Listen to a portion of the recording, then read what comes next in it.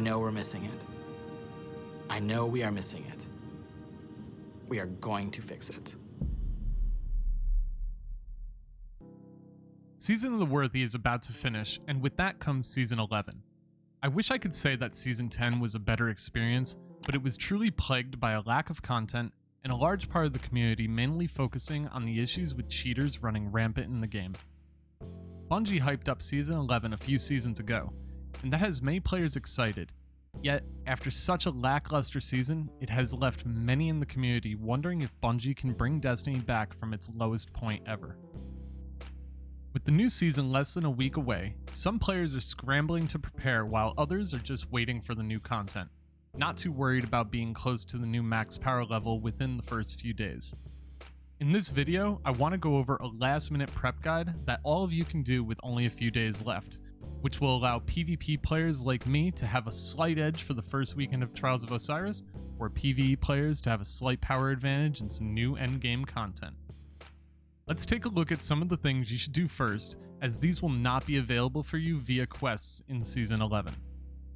4th Horseman. Be sure to complete your 4th Horseman quest now, as this quest has been confirmed by Bungie to not be returning in Season 11. I'm sure the weapon will be available to you via some type of new activity or by a random drop from RNG through an exotic engram, but to alleviate the stress of trying to obtain this weapon, do it now while you've still got time. Same goes for the FELWINTER'S Lie. If you haven't completed this yet, head over to Anna Bray on Mars and pick up the quest step from her.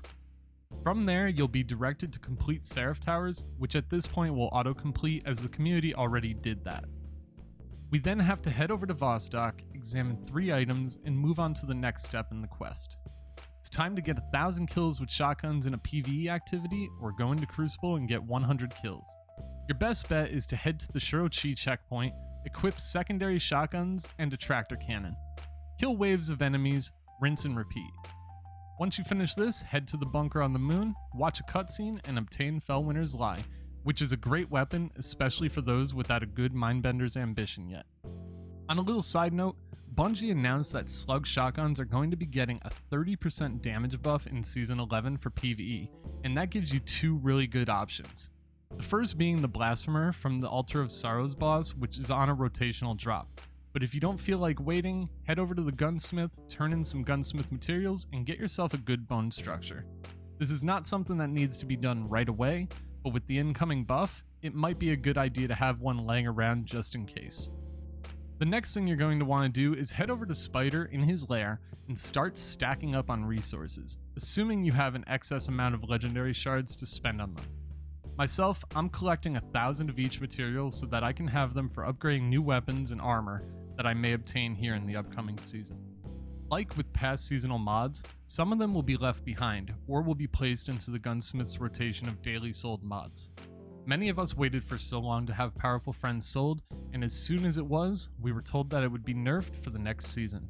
I would check into the bunkers every day and see what mods you still need to complete your seasonal collection. Finally, are you looking for that edge to get ahead of everyone else for the first few days of the new season? So am I.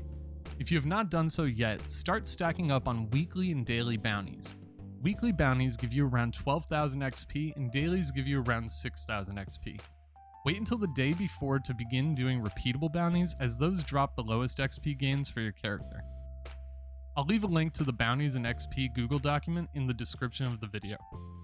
By doing this, it'll allow you to level up your new artifact in Season 11, giving PvE players a major advantage in new activities and will allow PvP players to gain the XP they need to begin their base power level grind, as many will find out that power level truly makes a big difference in the first couple of weeks of Trials of Osiris.